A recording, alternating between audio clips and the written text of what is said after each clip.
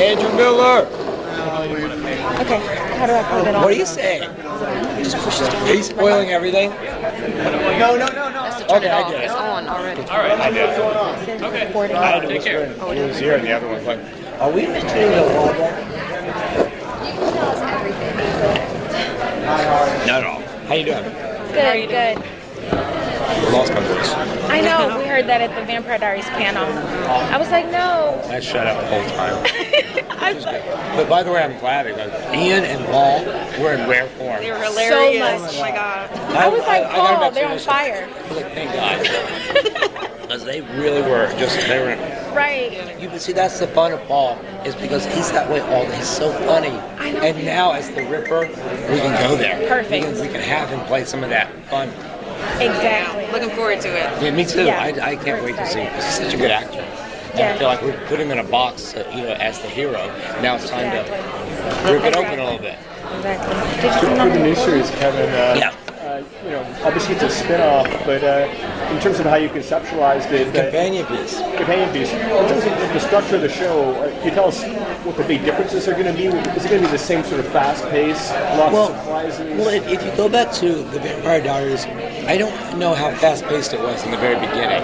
So I hope it's not. I hope it's not compared to season 3 of Vampire Diaries, because that's up and running, and that starts from the gate out, in an explosive way. But the first season of Vampire Diaries was very sort of rooted in character, rooted in the relationships, the emotion. We're trying to get the emotional stories, and so yes, we actually do spend some time slowing down, but hopefully it's compelling and getting to know everyone. There's 6 in this circle. They're their parents. We have their grandparents. We have a world. We have a lot to accomplish, and so we take some time to do it. But hopefully, we also do it in a way in which sets everything. Yeah, I hope. Yeah, it gets fast real quick. I was sitting there thinking, well, am I making this sound boring? And the reality is, no. It actually gets up and running real quick. I mean, as soon as we set the stage, the first episode's awesome. Natasha Hinstridge is out of control. Right. I have a question, just real quick. She's up to no good. It's fun. So in the books, Cassie's mom was a big supporting role in the books. And in the series, she's tragically killed, so... All right. So I'll just take credit for that. I did write that scene. But I got to be honest with you. Yeah. When I came onto the project, they brought me in at the very last minute last year when it had been developed with some other people. Right. And it was like that. She was just burned. Like with a fire, and then I of course took it to the guy who showed up and did all the matches. Yeah. And because I wanted to connect it. And Exactly. But they had already decided that's an alimony question. The book company they decided to kill her. I don't know why.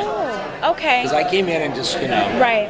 We get that question a lot on our fan side. It's like, why is Cassie mom not there? And I was like, okay, I'll ask that question. I don't know. I think Andrew Miller, because he was there from the beginning. Exactly. I think the development process was why would she ever come back to this town with her daughter if she knew what she knew? Right. And why is the town called New Salem if it's about a bunch of witches that are trying to hide?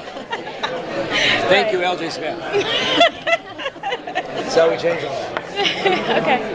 Handling the witch lore differently on this than on Vampire Diaries? Yes, they're 2 separate worlds, and we've got the witch lore in Vampire Diaries. If you really think about what Elijah said in the 2nd season, vampires all date back to a witch. The witch is, because they created a curse on the original family, which created everything, and that's that world. This world is witches. We don't have vampires and werewolves in this world. There's other things, but there's not vampires and werewolves. There's witches, and they're good, they're bad, and some are just downright. I am not giving that up. Maybe. Demons, perhaps? Possibly. That'd be a go-to. Can you talk about how much we don't know when or where. We were going to go into that deep whole land of the mythology of the underworld, because I think all that stuff's in the book. There's no surprise. All that stuff's in the book. We're probably going to delve in some of that. Can you talk about how much work you're going to be still doing on Vampire Diaries and how much on this? Yeah,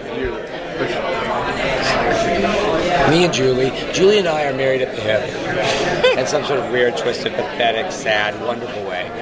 and we'll be doing Vampire Diaries. We made an agreement to stick it through the 12th. Okay. So, some way or another, we will be involved together in Vampire Diaries, and I'm gonna. The thing about this show is we've got Andrew Miller, who I don't know if you guys have met him yet. He's so sweet, he's so nice, and I was so worried when I came into the project that he wouldn't be receptive of me, and then we ended up being BFFs like that, and so I feel like I've got a partner that can do all the work, and then I can just sort of like hang back and like I wrote the first episode of Vampire Diaries with Julie, and then I developed the whole 3 season, and it just works out. You know what? It's fun. As long as it's fun, it doesn't seem like a lot of work. No, that's all. But so I don't have an answer to that question in terms of how, but I'd be lying if I didn't say Vampire Diaries came first. Okay. It's my first, my baby. Okay. So, True Blood obviously brought witches into the season as well too.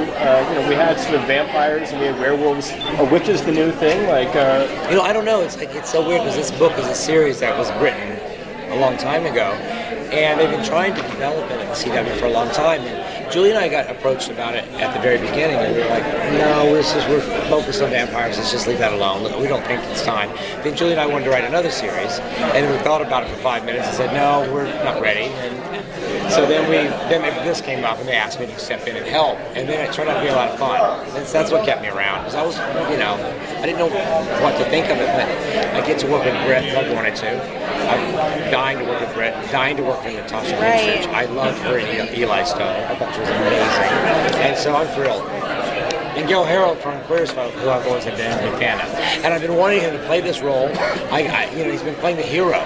I know. And stuff. I'm like, what? I wanted to play the bad guy. So I'm down with this. Kevin, I'm gonna have to steal your Why? Thank you very much. Thank you, Kevin. Appreciate it. Sure.